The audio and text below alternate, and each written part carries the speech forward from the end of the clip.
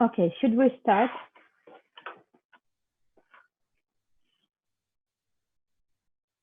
Yeah. Okay, so now do you hear me? Yeah, now it's better. It's better. Okay, I hope it was good till the end. So we discussed with you slide number 26, lung hemosiderosis, and you have the slide 26 in two stainings. And I want to show you here the things that you have to put down. Engorged alveolar capillaries. This is number one. Macrophages laden with brown granules of the hemosiderin. These are macrophages here, here, here, and here. So A, lung interstitium. This is here. So this is 2A. B, alveolar spaces. This is 2B. Lumina of bronchiola and bronchi. It is here. 2C. Escape of the red cells. It is here. It is number 3. And interstitial fibrosis is this. All this is interstitial fibrosis. So, and we put number 4. This is hematoxylin and eosin. If we stain the slide with Prussian blue, we would have the same scheme, except that these macrophages laden with hemosiderin would be blue color. And I ask you to color this picture, to color macrophages in blue. The other parts of the scheme are the same. Engorged capillaries, macrophages.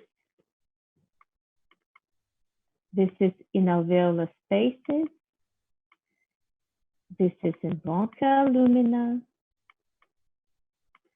And this is in the lung interstitium. Escape of the red cells and interstitial fibrosis. But these cells with hemosiderin should be stained in blue.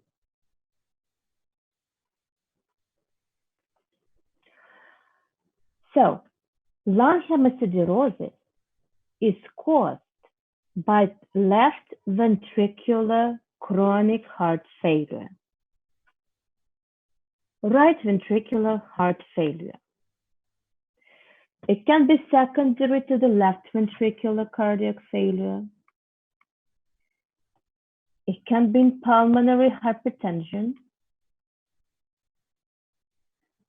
in pulmonary embolism, congenital heart diseases, septal defects, pulmonary stenosis, tricuspid valve abnormalities, myocarditis, and myocardial right-sided infarction. Effects of the right ventricular heart failure. There would be changes in the inner organs, like liver, spleen, kidneys, subcutaneous tissue, brain, and all body cavities. So, start from the liver. Hepatomegaly would be developing. And the liver becomes nutmeg because in the center there would be congestion of the liver lobe, atrophy of hepatocytes. On the periphery, the hepatocytes, due to hypoxia, develop steatosis. And that is why the liver becomes like nutmeg. It has the areas of yellow color and red color. Finally, this condition can cause cirrhosis of the liver because there would be accumulation of collagen fibers in the sinusoid. What would be in the spleen? Venous congestion causes splenomegaly. Fibrosis of the sinusoidal wall causes induration of the spleen, plus hemosiderosis. So the spleen would be enlarged, it would be cyanotic, and it would be dense consistency. The same would be with the kidney. Congestion, sometimes fatty changes, sclerosis, and finally the kidney would be enlarged in size, firm consistency, and then the cut surface cyanotic. In the subcutaneous tissue, there would be prominent edema. Usually, we see it in the lower extremities, and sometimes it becomes upper. It develops in more proximal areas. But usually, if we see edema of the legs, of the subcutaneous tissues, it is caused by heart failure. The prominent variant of subcutaneous tissue edema is called anasarca. Anasarca. In the brain, we would see congestion, stasis, and hypoxia resulting in dystrophic changes of the neurons. I told you that there can be development of edema of normal body cavities, like in peritoneum. It can be ascites. It can be hydrothorax, hydropericardium. Here we see the very important pathogenesis of the nutmeg liver. Right-sided congested heart failure resulting in increased hydrostatic pressure in vena cava. It means increased hydrostatic pressure in central lobular vein and in central sinusoid. There we see hypoxia, central plasmarrhea, erythrodiapedesis, necrosis and atrophy of the central hepatocyte. And on the periphery hepatocyte, there would be development of steatosis. Plus to this, due to hypoxia, activation of fibroblasts, but they are not fibroblasts in the liver, they are called ito cells. Ito cells. Oops, sorry, I have to redo it.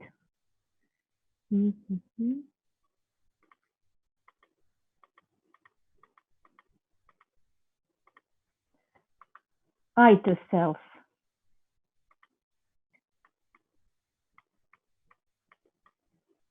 These cells, like fibroblasts in the liver, these cells localize in sinusoids.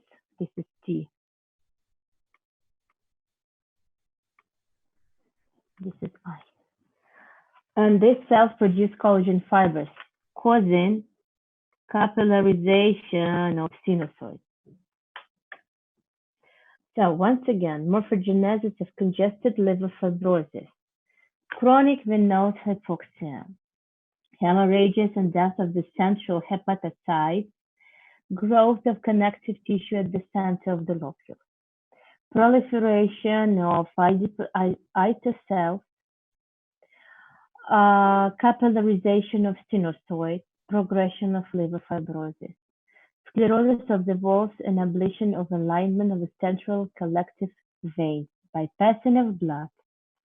So in the final, the development of small nodular cirrhosis of the liver. It is called cardiac fibrosis. So we will have a lecture micrograph about this. This is important growth. Chronic passive venous congestion of the liver. It is called nutmeg liver. Organ is enlarged in size.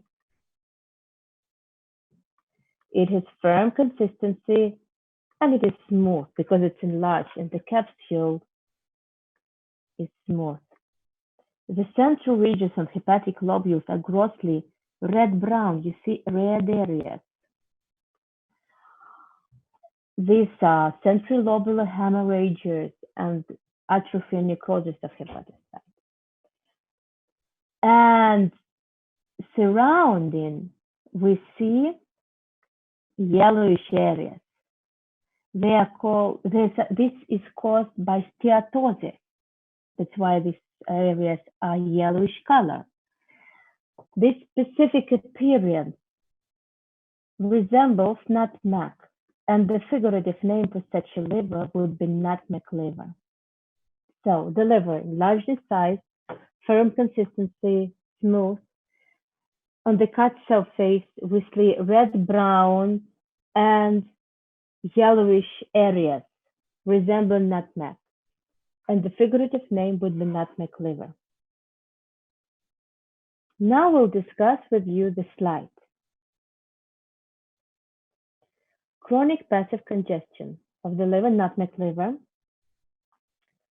And here we see, this is called the third zone of Fascinos, the central part of the astenos.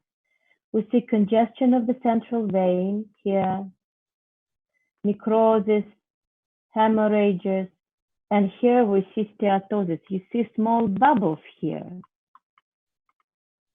These are lipid vacuola. Pay attention to the sinusoids. They become bigger, they become more dense because there is fibrosis inside. This is a very interesting picture because it shows that we're stained by erythrozyme. It shows us erythrocytes, hemoglobin. And we see that in the central part of the liver lobe, we see accumulation of erythrocytes.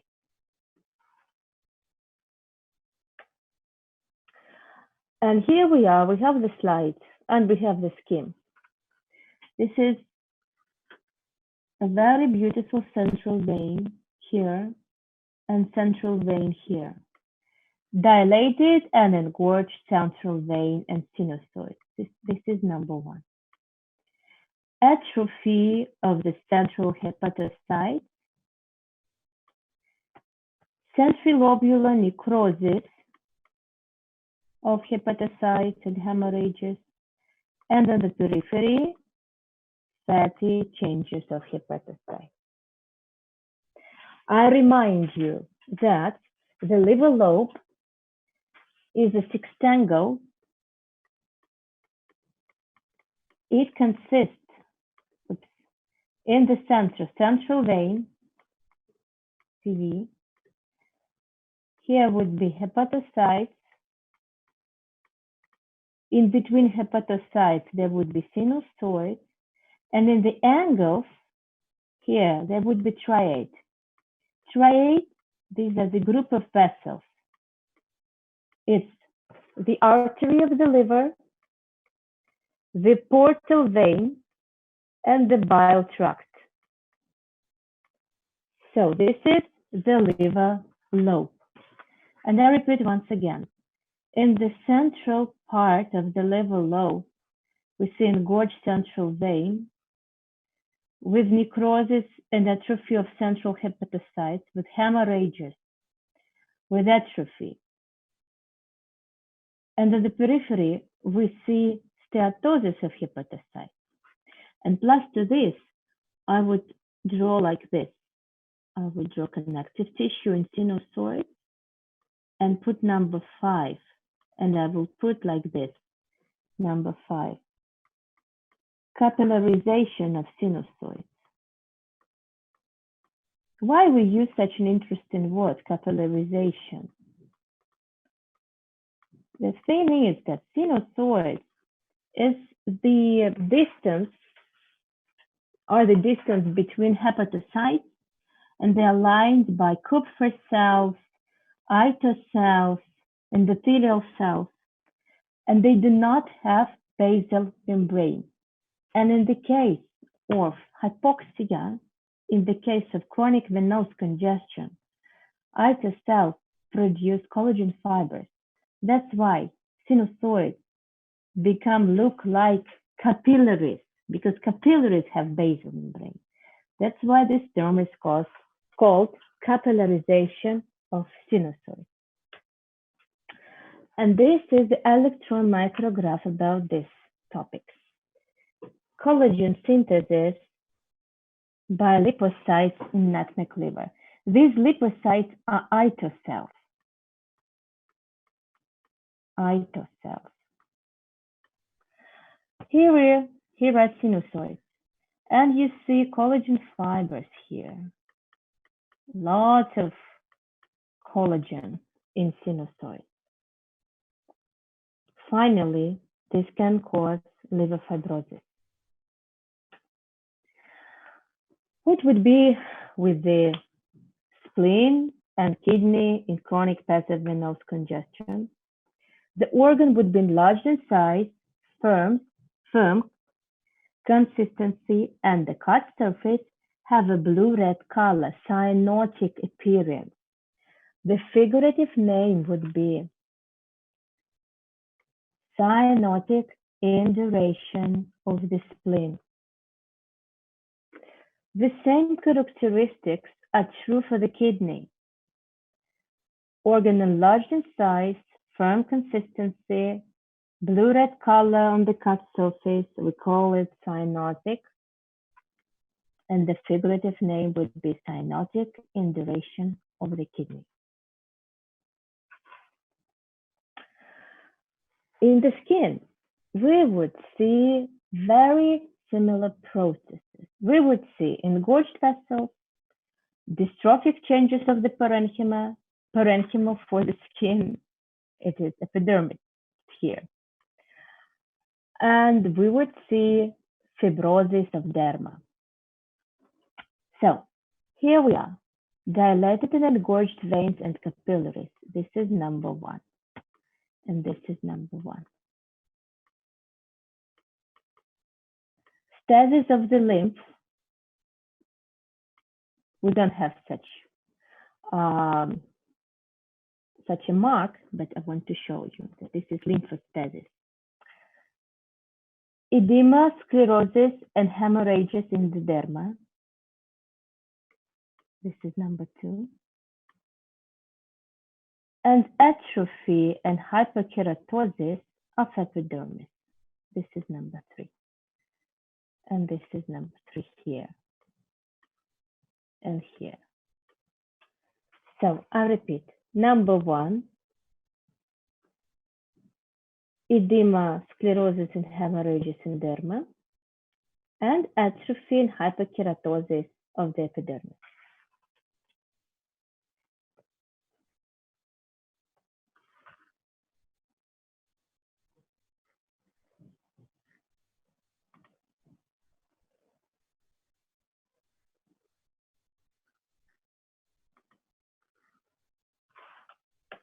Okay, we move.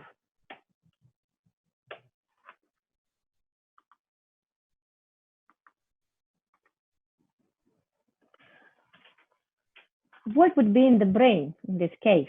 Stasis. Capillaries would be dilated. These are capillaries, they are dilated.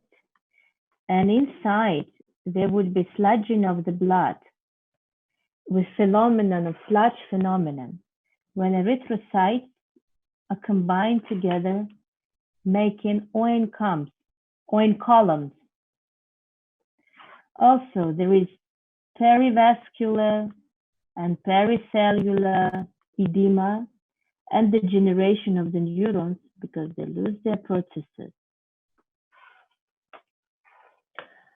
Here we are, dilated and engorged capillaries. Number 2, sludging of the blood. We see blood inside. Degeneration of the neurons. Perivascular here and pericellular here. Edema of the brain tissue. Dilated and engorged capillary. Sludging of the blood. Degeneration of the neurons. Professor, Yes? What is sludging of blood? Okay, this is pathophysiological term. It means that the blood becomes dense because erythrocytes go one by one in the capillary and they are attached one to each other. It's not a thrombotic mass, but this is a very viscous blood. This is caused usually by low blood flow, and erythrocytes are attached one to each other due to physical capacity of their membrane. They have positive and negative potential on the membrane, and they are combined one to each other, forming many columns, like ion columns. When we make a column from ions, it's like the sludging in the capillaries made by erythrocytes. Okay, thank you. Okay, so unfortunately, my Zoom tells me that I have only 8 minutes. What shall we do? Let me see. I want to find out how many slides we have. We have some more slides. Okay, I will do like this. We are going to move to the end. And when we finish, the conference finishes, I will send you invitation to another conference. Okay? Okay, no problem. Okay. So, this is our slide. We have to discuss briefly bleeding. It's the exit of the blood from the vessels or from the heart chambers. It can be internal or external.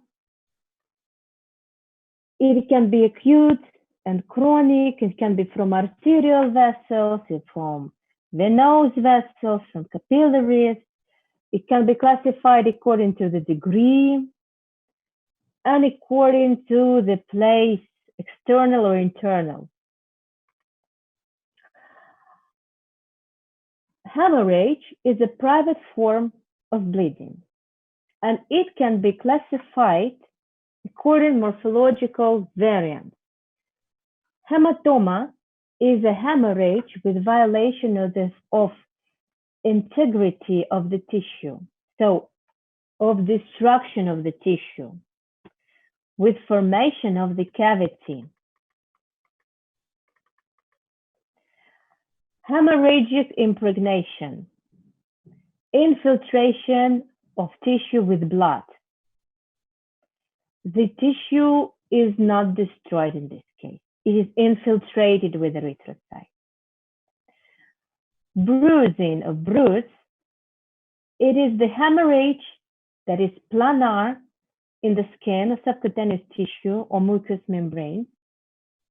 Ecchymosis, it's a kind of a bruise, but it's up to 2 centimeters in diameter. It's bigger. Petechia, point hemorrhages in the skin or mucous membranes, serous membranes, or internal organs. Usually, this is caused by inflammation of the vessel wall, vasculitis. Purple, multiple petechial hemorrhages merging together into larger ones. So larger petechia or joining petechia. Hematoma, so at the beginning, it consists blood. It's red-blue color. Then it becomes blue-green and golden brown. So at the beginning, there would be hemosiderin, and at the end, there would be bilirubin. Large accumulation of blood of the body cavities would be called hemothorax, pericardium, peritoneum, hemarthrosis, and etc. The bleeding can be caused by increased fragility of the vascular wall, placal defects, or insufficiency of coagulation factors, or excessive intravascular coagulation.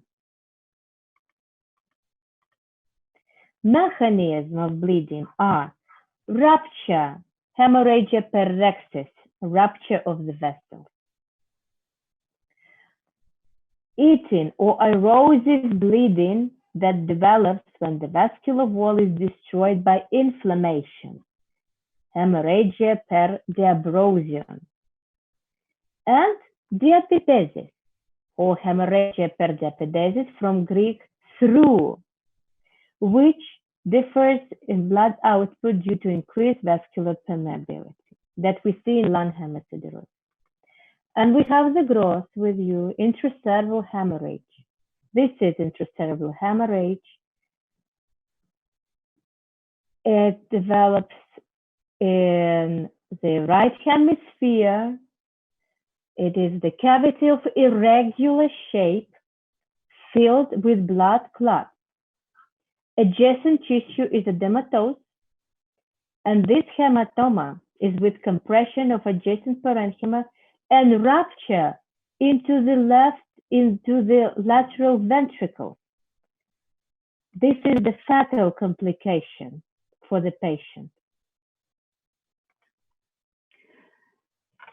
And slide number 13. On microscopic examination, we see the ruptured vessel, the blood in the brain tissue, edematous brain tissue. And here we see ruptured vessel, degeneration of the neurons, perivascular and pericellular edema,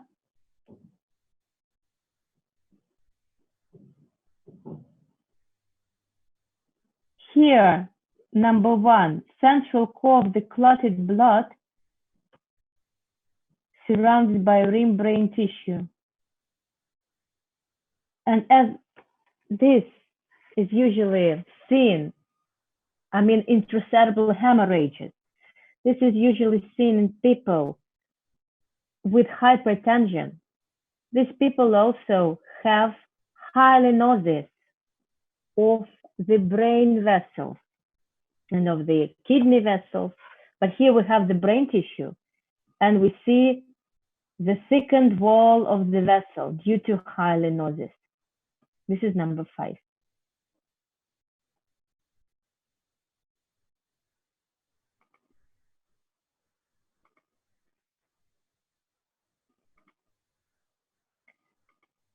Okay.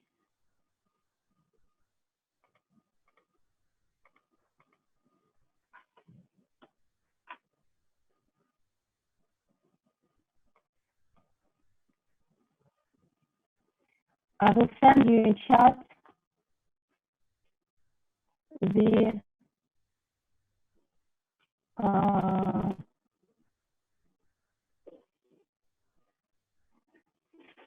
conference, maybe. Let's see.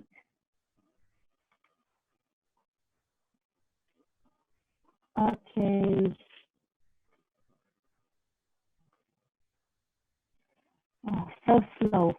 I'll try to send in chat the new conference.